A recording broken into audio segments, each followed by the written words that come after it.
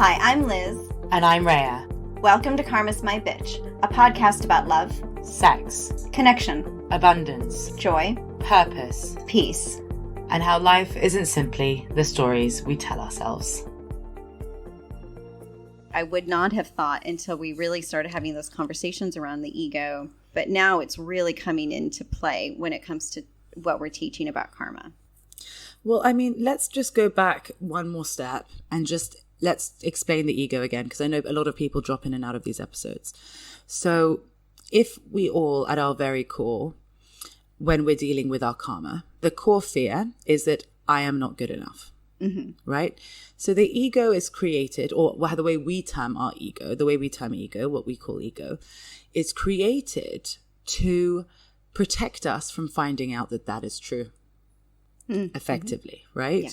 The ego wants other people to validate us so that we know we are good enough. Anything that comes in where we are not sourcing that knowing that we are good enough from inside, the ego is playing a part in it, which means that if we're operating from our ego, it's very much about curating what other people see so that they don't see the truth. And we are scared that that truth is that we are not good enough. Exactly. Now, what we teach is that actually, when you start working through your karma and your fear, once that's done, there are parts of the ego that remain. Yes. And that is the final piece in moving from 3D to 5D. To really be fully in 5D, to be in complete higher consciousness, the ego cannot exist. Okay. I think that's pretty unattainable for most, like in November 2021. We just need to be able to tackle the ego. We just need to understand its role in our lives. Yeah, exactly. Right? It would take a lot to, completely rid our lives of our ego, maybe, for some. But it's not to say we can't diminish it enough. It's not to say we can't deconstruct it enough so that it stops wreaking havoc on our lives and keeps us out of happiness, because that's what the ego effectively does, is that it does not enable happiness. It's too preoccupied with making sure our fears don't become realized. It tricks us into thinking our fears not being realized is happiness, when in fact that's not what happiness is at all. Happiness is knowing that we can be wholly and utterly ourselves and be loved for it, both inside and out. To be honest, happiness is knowing that we're divine and playing in that divinity, but I completely agree with that. But anyway. Happiness was what? Season 2, season 3? Season 4. I may have channeled this, but I do not remember a fucking thing. I know. I don't know why I remember this, because I edit them, I guess. But that's you basically do the editing. What the ego That's does. Why. Yeah. In 3D, we needed the ego, right? Because it defined who we were. It defined what we did. Yes. It defined what role we played in society. Completely. It defined what we enjoyed. You know, if you think about it, it was, and then FOMO was bred from that ego place as well. Oh, yes. Right? Absolutely. Ego loves a good dose of FOMO. Yeah, because if they have that and they look good enough, if I have that, then I'll be good enough too. Oh, yeah. It lets the ego be front and center, doesn't it? And it's interesting because we talk a lot about this, and I know we talk about this near the end of season 4. There is a difference between what is your heart's desire and what is your ego's desire. That's a lot of when we're talking about the ego and FOMO and things like that. It's very much that piece of, are we looking for something or someone so that we know we're good enough? Or are we looking for something or someone, and it could be in many different forms, because we know it'll bring us joy? And it's not it'll bring us joy so we feel better about ourselves. It's we already feel great about ourselves. Exactly. It'll just bring us joy. And the joy is just being reflected back to us effectively, right? With our ego, there's a hierarchy. I'm better than you, or I'm worse than you. 5D oneness recognizes that we all just are. And we're all part of the same one. And none of those labels matter. Our ego loves the labels, but we actually don't need the labels. Yeah, the who ego gives a needs shit labels. about the labels if you're happy? Well, if you're living in 3D, your ego cares a fuck ton about labels, because that's how it distinguishes what's right from wrong. What side of right should I be on? Right? Because it loves the shoulds as well, because it needs rules.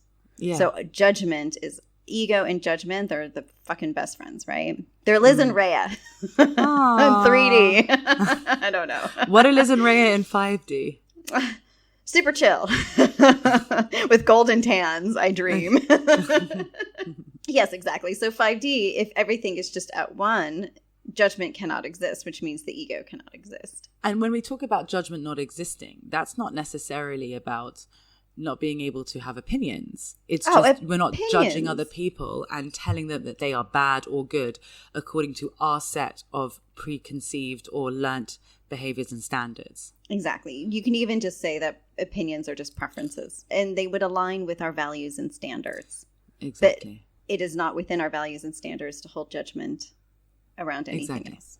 So as we've been teaching since season 1, 3D is separation consciousness, just as 5D is oneness consciousness. So we're effectively moving from separation consciousness to 5D oneness consciousness. So we're moving from where we feel ourselves as separate to where we see ourselves as one. In order to separate, we use judgment. And that judgment creates polarity, which then creates the 3-dimensional consciousness. Now, before separation, though, okay, this is where I'm going to get a little spiritually technical, that in order to enable separation, we had to conceive of otherness. If we think we're one, no one is different, no one is the other. But in order to feel separate, we have to find something to be separate to. Therefore, we created the other. But the moment we developed judgment around the otherness is what gave rise to separation. Because technically you could be different from me, but because I don't judge it, there's no separation. I can still see that we are all one in our divinity, or we're all from the same place. Doesn't matter what color skin you have, doesn't matter what you like, what you don't like, what sexual orientation, etc. Yeah. But the second I start judging you for being different to me, I'm saying that one of us is right and one of us is wrong. Mm-hmm. And therefore we become separate. And we stop being both divine and whole and being able to be ourselves. We're telling someone that someone somewhere has to change. Yeah, because in the state of otherness, we can still be divine. Yes. Right? Yeah. We can still be able to recognize all the different reflections of the divine. Mm. But it was judgment of that otherness. As we said, though, because the ego relies on judgment in order to move from separation into oneness, we have to be able to drop those ego identities that we developed. And that's what we were talking about in the previous episode about that sense of loss that we might be experiencing when we're sort of blank slating our lives. It's really the ego identity that we're losing. But we need to be able to lose it because the ego identity defines our 3D experience. So until we lose it, that 3D experience remains present. So even if we're not in 3D energy, we're still in a 3D experience. Well, this is what I find interesting. The ego tells us we have to do this, be like this, look like this. That's how we know we're happy. At the same time, our heart, somewhere buried deep down inside, is saying, no, but I want to do this. I want to do that. I think it's okay that this looks like this. And I want this to look like that, right? But our ego and our heart are effectively battling against each other. Mm-hmm. When we lose our ego identity, we're not losing us. We're actually allowing the most us parts of us to come out. So that idea of like when we talk about in the last episode, when all is lost, that's very much an illusion. Because what's actually lost is the parts of us that we were trying to fit into other people's boxes. That also kept us in separation and otherness. Giving ourselves permission to do what we actually want to do rather than what we think we should do. Which then means that no one can bring us out of 3D into 5D apart from ourselves, because you can't seek permission from someone else to choose yourself, because then you're not actually choosing yourself. Yeah. And you can't grant permission to someone else to choose themselves, because then they're not actually choosing themselves, which means choosing yourself is effectively choosing your heart over your ego and choosing 5D over 3D. So effectively, when you're saying you're choosing yourself, you're choosing your heart. That's really when you are choosing your heart's desires. And when you know what you want, truly want, versus what, as you say, the ego wants, which the ego only wants whatever is going to assuage your insecurities and your doubts. Which will always be from someone else, right? If you think about it. Like that's the key difference, because if I do this, someone else will think I'm great. Therefore, I know that I'm great. Or I'll just at least know that I'm okay.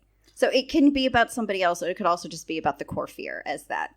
No, that yeah, motivating. exactly. And I mean, look, I catch myself doing this sometimes, right?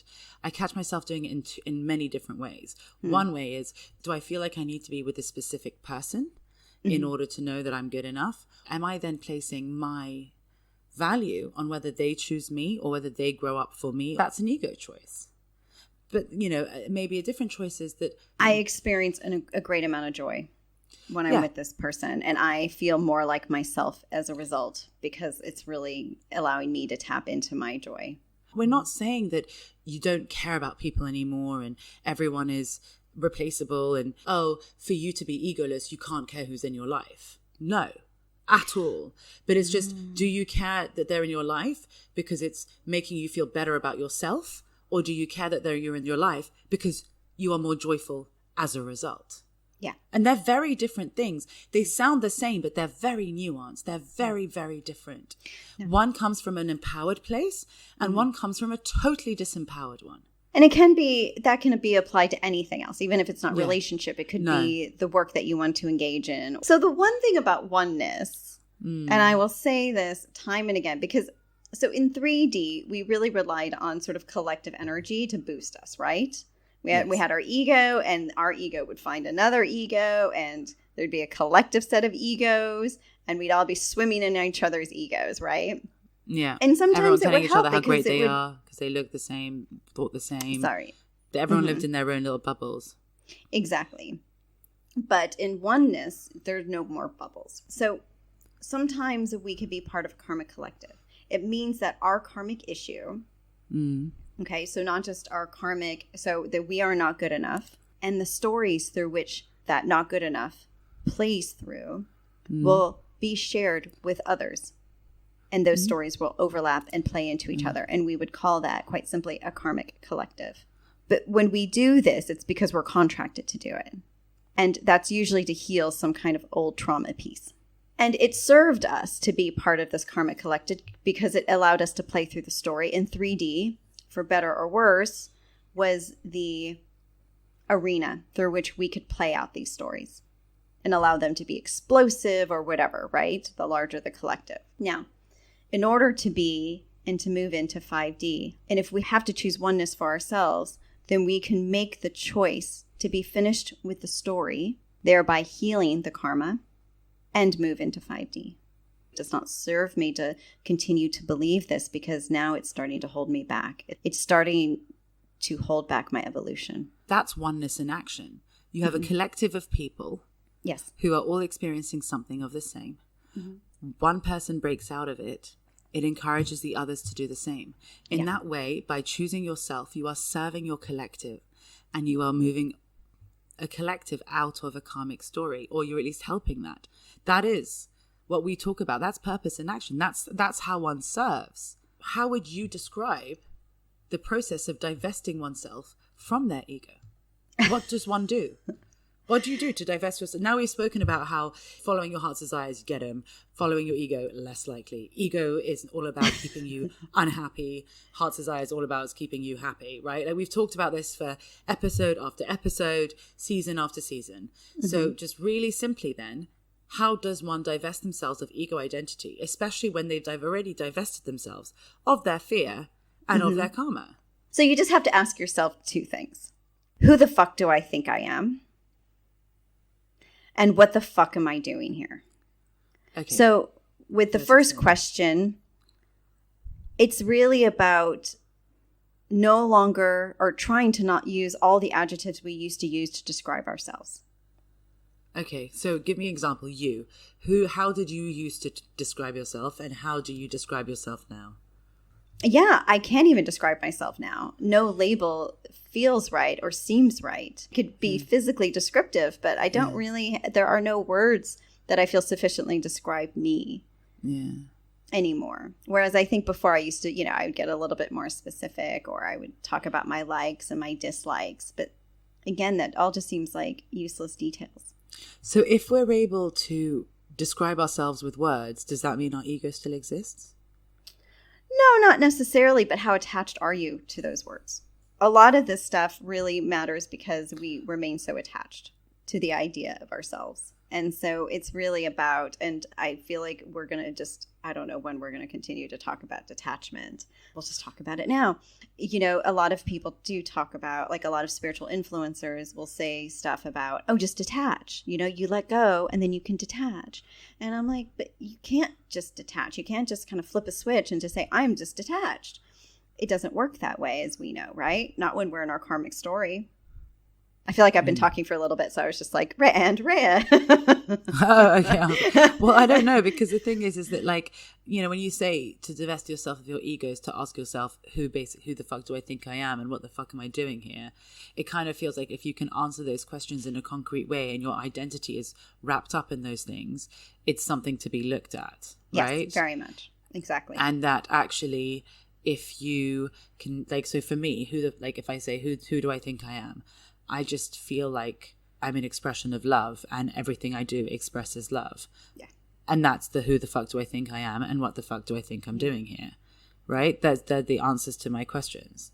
That's so intangible, and that has nothing to do with anyone else because it's my definition of love, right? And I'm expressing it. So it's totally mine, but other people can be part of it and help amplify it, right? Mm-hmm. Yeah. And even as I say that, I feel like warm and happy and joyful. You have this like gaga look on your face, actually. Yeah. I almost like want to take a picture if like people could like see as they're listening to this, like, this is Rhea talking about this, and her like eyes are going up to the sky and she's like smiling like a big dork, and it's all very sweet. That's how I feel, you know, and that's not, and no one can change that, and no one can tell me anything about that. Exactly. And that's how you know who you are. When you can get that dorky smile on your face and just feel completely happy when you're just saying, I am me. That is it. Because as you said, who you are is a fairly intangible concept.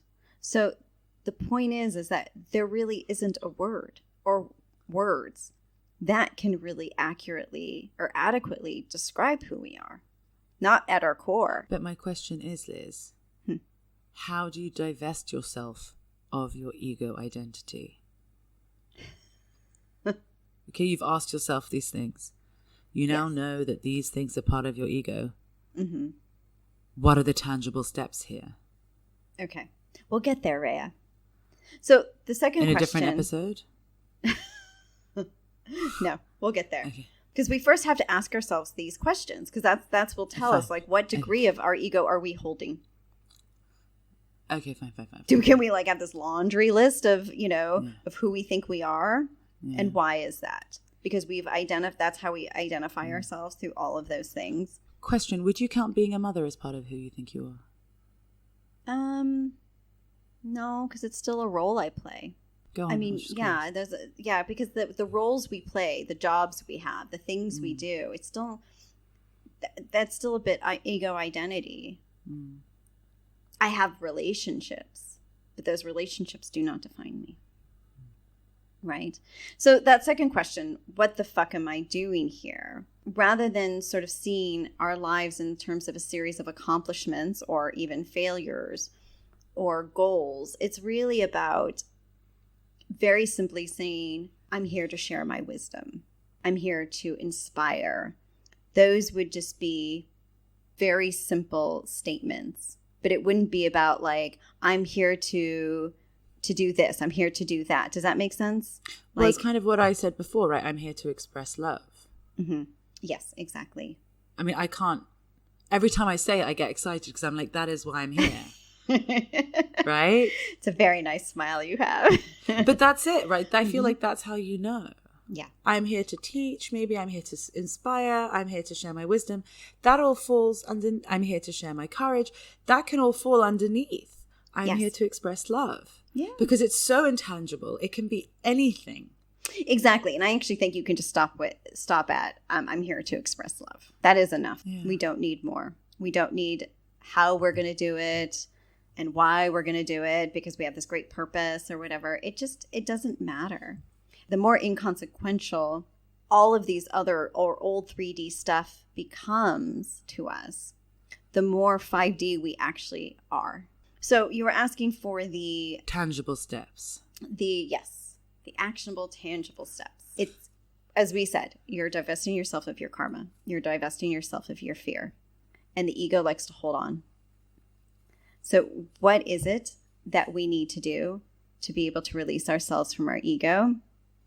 Is to release ourselves from the story that kept us in 3D, the I'm not good enough story.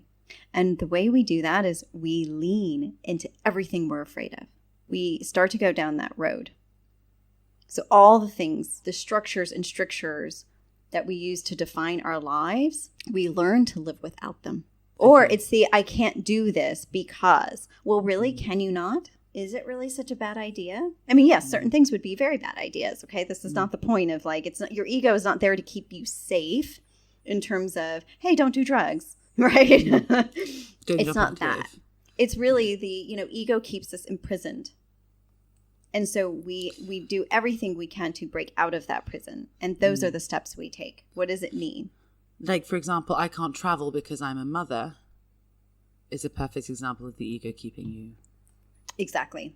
What am I afraid of? I can't be vulnerable. You can't be vulnerable. I can't express what I really think or how I really feel because this person could react XYZ ways.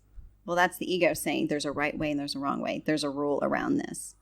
And that's what we're all scrambling to do every time we're looking to experts to tell us what to do is the ego needs support. So effectively what we're saying, in order to divest yourself of your ego identity is break every rule you think you know. Yeah. Or the ones that you're choosing to live by because you think that those rules will ensure your safety, your happiness, your security, Because the question is, have they? If you're listening to this podcast or if you were alive in 2021, how are the rules treating you right now? Good point. They're working for you? You have nothing to lose. Apart from, as I said at the beginning of this episode, all the things that kept you stuck and all the things that aren't letting you live how you really want to. It's kind of a win-win. I don't disagree with you there. Thank you for listening. For more information, articles, and inspiration, find us at karmasmybitch.com and at karmasmybitch.insta. And if you liked what you heard, please subscribe and leave us a review.